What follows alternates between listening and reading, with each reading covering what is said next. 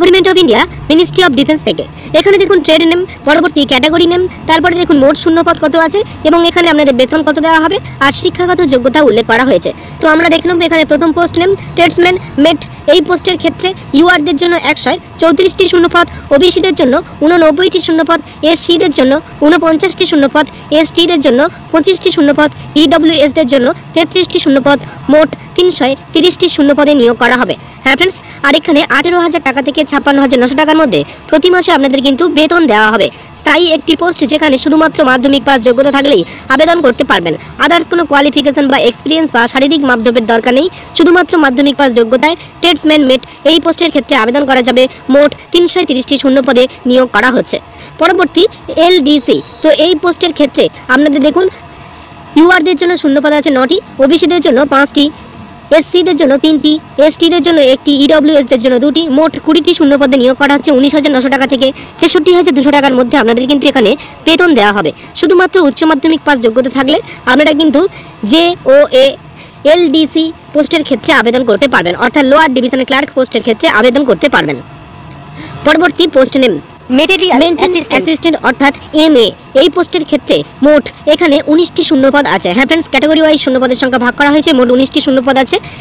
Pay level 5 অনুযায়ী 29,200 টাকা থেকে 92,300 টাকার মধ্যে প্রতি মাসে আপনাদের কিন্তু বেতন দেওয়া হবে। এখানে আপনারা যদি গ্র্যাজুয়েশন ডিগ্রি কোর্স কমপ্লিট করে থাকেন তাহলেই কিন্তু আপনারা আবেদন করতে পারবেন। পরবর্তী পোস্ট নেম MTS। এই পোস্টের ক্ষেত্রে মোট 11টি শূন্যপদ আছে। ক্যাটাগরি ওয়াইজ শূন্যপদের সংখ্যা এখানে ভাগ করা হয়েছে, আপনারা দেখে নেবেন। 18,000 টাকা থেকে 56,900 টাকার মধ্যে প্রতি মাসে বেতন দেওয়া হবে। মাধ্যমিক পাস যোগ্যতা থাকলে আবেদন করতে পারবেন। পরবর্তী ফায়ারম্যান। এই পোস্টের ক্ষেত্রে মোট শূন্যপদ আছে 64টি। এই পোস্টের ক্ষেত্রে 19,900 টাকা থেকে 63,200 টাকার মধ্যে বেতন দেওয়া হবে। শুধুমাত্র 10ম শ্রেণী মাধ্যমিক পাস যোগ্যতা থাকলে আবেদন করতে পারবেন। পরবর্তী এখানে দেখুন ট্রেডসম্যান মেট মজদুর। এই পোস্টের ক্ষেত্রে মোট শূন্যপদ আছে 14টি। 18,000 টাকা থেকে 56,900 টাকার মধ্যে আপনাদের প্রতি মাসে বেতন দেওয়া হবে। মাধ্যমিক পাস যোগ্যতা থাকলে আপনারা আবেদন করতে পারবেন। তো এখানে কিন্তু ভালো অঙ্কের শূন্যপদ আছে 458টি শূন্যপদে এই নিয়োগটা করা হচ্ছে মোট। তো বিভিন্ন পোস্টের ক্ষেত্রে শুধুমাত্র মাধ্যমিক কিংবা উচ্চ মাধ্যমিক পাশে আবেদন করা যাবে। এরপরে দেখুন বয়স কাঠামো। ইউআরদের ক্ষেত্রে 18 থেকে 25 বছরের মধ্যে বয়স হতে হবে। ওবিসিদের ক্ষেত্রে 18 থেকে 28 বছরের মধ্যে বয়স হতে হবে। এসসি এসটিরা 18 থেকে 30 বছর পর্যন্ত আবেদন করতে পারবেন। ইডব্লিউএস ক্যান্ডিডেটরা 18 থেকে 25 বছর পর্যন্ত আবেদন করতে পারবেন। পরবর্তী গুরুত্বপূর্ণ আপডেট দেখুন শুধু ফায়ারম্যান এই পোস্টের ক্ষেত্রে পুরুষ প্রার্থীরাই আবেদন করতে পারবেন, যেখানে আপনাদের উচ্চতা হতে হবে 165 সেন্টিমিটার, 2.5 সেন্টিমিটার হাইট আপনারা ছাড় পেয়ে যাবেন যদি শিডিউল ট্রাস্ট হয়ে থাকেন। এছাড়া চেস্ট আপনার হতে হবে 81.5 সেন্টিমিটার, ফুলিয়ে 85 সেন্টিমিটার পর্যন্ত করতে হবে। ওয়েট হতে হবে আপনাদের 50 কেজি মিনিমাম। এটা কিন্তু শুধুমাত্র ফায়ারম্যান পোস্টের ক্ষেত্রে, যেখানে পুরুষ প্রার্থীরা আবেদন করতে পারবেন শুধুমাত্র।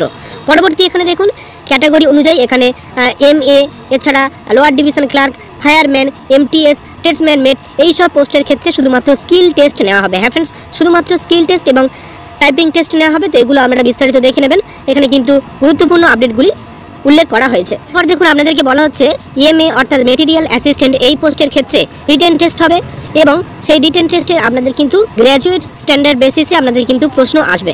পরবর্তী JOA LDC এই পোস্টের ক্ষেত্রে আপনাদের কিন্তু উচ্চ মাধ্যমিক স্ট্যান্ডার্ড বেসিসে আপনাদের কিন্তু প্রশ্ন করা হবে। পরবর্তী MTS, ফায়ারম্যান এবং ট্রেডসম্যান মেট এই সব পোস্টগুলির ক্ষেত্রে মাধ্যমিক পাস স্ট্যান্ডার্ডে আপনাদের কিন্তু প্রশ্ন আসবে। আর এখানে দেখুন general intelligence and reasoning, numerical aptitude, general English এবং জেনারেল অ্যাওয়ারনেসের উপরে আপনাদের প্রশ্ন করা হবে। তো এগুলো আপনারা দেখে নেবেন, একটি ভিডিওর মাধ্যমে সম্পূর্ণ বলা সম্ভব নয়। আপনাদের জন্য আমি বিজ্ঞপ্তি ডাউনলোড করা লিঙ্ক দিয়ে দেবো ডেসক্রিপশন বক্সে, সেখান থেকে ভালোভাবে দেখে শুনে বুঝে আপনারা আবেদন করবেন। আর সবশেষে আপনাদেরকে দেখিয়ে দিই, এটা হলো অ্যাপ্লিকেশন ফর্ম। হ্যাঁ ফ্রেন্ডস, এটাই অ্যাপ্লিকেশন ফর্ম। এই অ্যাপ্লিকেশন ফর্ম আপনারা অবশ্যই ভালোভাবে দেখে শুনে বুঝে ফিল আপ করবেন। রিক্রুটমেন্ট নোটিশ নাম্বার এখানে দেবেন, কোন পোস্টের জন্য আবেদন করছেন সেটা এখানে লিখবেন। এখানে আপনারা একটি রিসেন্ট তোলা পাসপোর্ট সাইজের ফটোগ্রাম দিয়ে পেস্ট করবেন এবং তারপরে সেলফ অ্যাটেস্টেড করে দেবেন। তো এখানে আপনারা অবশ্যই ভালোভাবে দেখে শুনে বুঝে আবেদন করবেন। অফলাইনের মাধ্যমে আপনাকে আবেদন করতে হবে। আবেদনপত্র আপনারা কোন ঠিকানায় পাঠাবেন আমি আপনাদেরকে দেখিয়ে দিচ্ছি। এরপর দেখুন আপনারা কোন ঠিকানায় আবেদনপত্র পাঠাবেন। তার আগে বলে রাখি, অর্ডিনারি পোস্ট, রেজিস্টার্ড পোস্ট অথবা স্পিড পোস্টের মাধ্যমে আবেদনপত্র পাঠাতে পারবেন। আবেদনপত্রর যে এনভেলপের মধ্যে দেবেন সেই এনভেলপের উপরে লিখে দেবেন application for the post of, কোন পোস্টের জন্য আপনারা আবেদন করছেন এবং ক্যাটাগরি অর্থাৎ আপনারা UR, OBC, SC, ST না এক্স সার্ভিসম্যান বা EWS, মোটামুটি আপনার ক্যাটাগরি এবং কোন পোস্টের জন্য আবেদন করছেন সেটা কিন্তু খামের উপরে লিখতে ভুলবেন না। এবং আপনারা পাঠাবেন কোন ঠিকানায় লেখা আছে commandant 41 FAD, pin number 909741, care of 56 APO।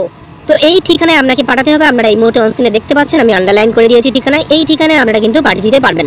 আর খামের সাইজ আপনারা এখানে উল্লেখ করা হয়েছে। খামের উপরে অবশ্যই আপনারা কিন্তু 25 টাকা মূল্যের পোস্টেজ স্ট্যাম্প গাম দিয়ে পেস্ট করতে ভুলবেন না। এবং অ্যাপ্লিকেশন ফর্মের সাথে কোন কোন ডকুমেন্টস আপনাকে অ্যাটাচ করতে হবে এখানে সেগুলো উল্লেখ করা হয়েছে। আপনারা যদি আবেদন করতে চান ভালোভাবে দেখে শুনে বুঝে আবেদন করবেন। ভিডিওটি ভালো লাগলে অবশ্যই লাইক শেয়ার করুন এবং নিয়মিত আপডেট পেতে চ্যানেলটি সাবস্ক্রাইব করে রাখুন। ধন্যবাদ।